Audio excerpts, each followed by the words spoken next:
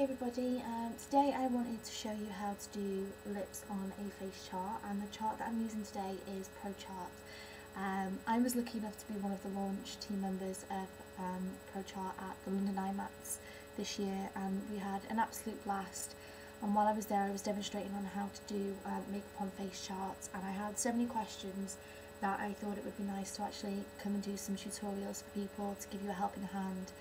Now, I'm not saying how I do the face charts is better than you, and I'm not saying that I'm doing them right and you're doing them wrong. I'm just trying to give you an insight into how I do them, what type of products I use, and I just thought it'd be nice to show you using the OCC lip tars, because these were quite a nice discovery for me at IMAX this year. I fell in love with these and wanted to try them after seeing them on a YouTube video, and I managed to buy some myself. While I was at the stand at ProChart, I thought, let's try it on a face chart, and they work really nicely. So today I'm going to show you the lips. I am going to work my way through doing different bits of the faces in different tutorials, but today we're just going to focus on the lips, and I'm going to do a bright red lip today, and I'm going to use 3 colours from OCC. I'm going to use Harlot, which is the red, I'm going to use Feathered, which is the white, and I'm also going to use Tarred, which is the black. The reason I'm using white and black on a red lip is to give the light and dark of what you would see on natural lips. Now please bear with me because I am doing it upside down, I'm so used to doing it facing me. Now I'm using these tars onto a disc, so I'm just putting little blobs onto a CD, just because it's easy to clean and I don't have a proper makeup palette. I have found after using these on my hands IMAX that they do stain. I was walking around with blue arms for literally the whole weekend, which wasn't so much fun really. So I'm just putting a dash of each colour onto my palette, and I'm going to start with a red, and I'm literally going to fill in the lip the whole way with this red. Now because the lines are in grey, when you actually put the colour over them they actually appear to change to a natural lip liner. So that's one of the great things about these face charts. Okay, so I'm just going to fill in the lip, try and get your outline as even as possible and try and follow the line. It doesn't matter if you go outside of the line and change the lip shape, you can always do that, and you can always find your own way of shading for that. But today I'm just going to do, I say a basic red lip, but favourite lips ever. I have red hair, as in dyed red, not natural red, which is very bright, vibrant, and red lips on me just make me look complete really. So now the brush that I'm using is a MAC limited edition brush. I say limited edition being the size is the limited edition, not the actual brush itself. I'm pretty sure you can get this as a regular brush, and this is a 316 SE. I'm sorry if you can hear my dogs in the background, they're outside and I think it's may have started raining. And Kira's not a big fan of the rain, unfortunately. And if I was walking around with a fur coat that was constantly wet, I don't think I would be either. Now, as you can see, I just made a huge mistake and went outside the lines. But again, don't panic. What I can do is I can do my shading later, and that will hide any of my mistakes. All I want to do is make sure that I even it up. And like I said, because I am doing this in reverse, I am going to need to turn it around to just even that bottom bit up, because I can't quite tell from the angle at which I'm sat how quite to even it up best. So I will turn this around in a second once I've finished filling in the lips. I'm just going to turn it to the side. Now you want to try and not use too much lipstick on these. They are very good, they won't go through, but if you use too much then it's going to be a soggy mess. But if you use too little then it's going to dry, and when you come to put your highlight and shading it's not going to work as well as it would if it was still liquid, because they do dry quite quickly. Okay, so I'm just going to finish off the corners.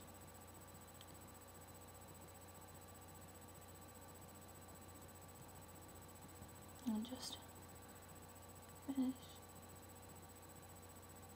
shaping my lips how I want them. Okay, now I'm quite happy with that.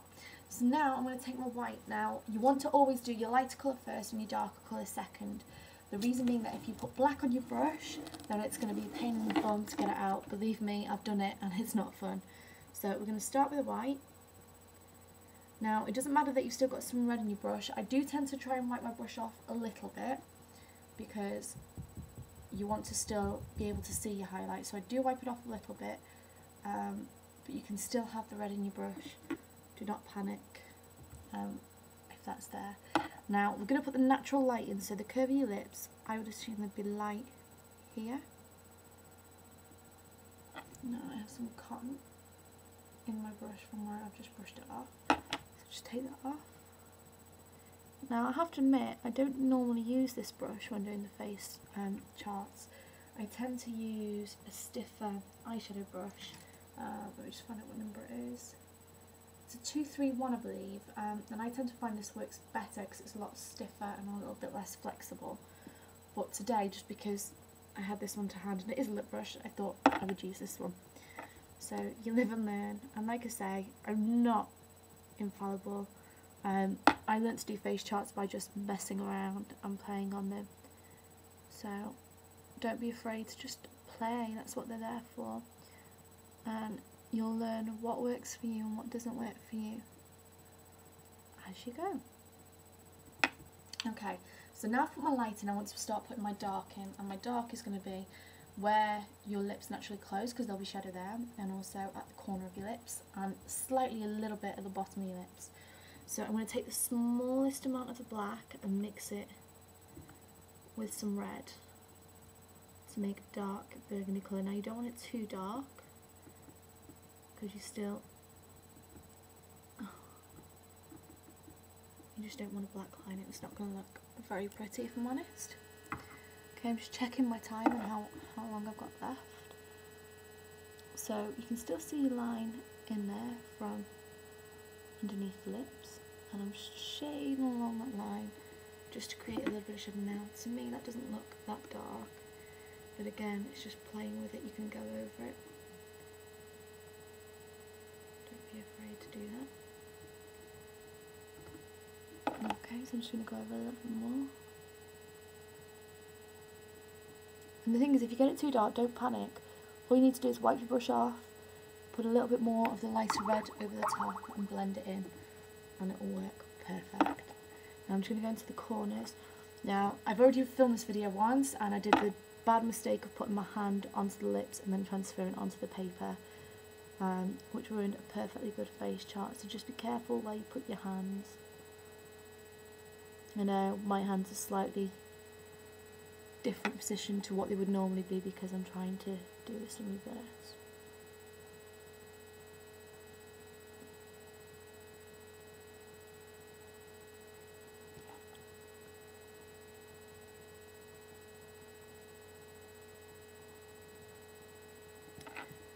Okay, now I'm just going to turn this around to me again so I can check it. Now I'm quite happy with that. Now I just need to do a little bit of neatening. As you saw, I did go over a little bit in the corner and I want to neaten that up. So I'm just going to do some neatening up and then I'll be right back. So now we've finished putting the lipstick onto the paper. We just want to set the lipstick into the paper so it doesn't smudge or go onto any other face charts that we've done. Now to do this, all you need to do is take a top coat. One that I would recommend is China Glaze First and Last, just because it's very, very liquid. And I found that the thicker ones tend to smudge and budge the lipstick. So a thin top coat. Now you can use something that's matte, glittery, shimmery, whatever type of finish you want on your lips.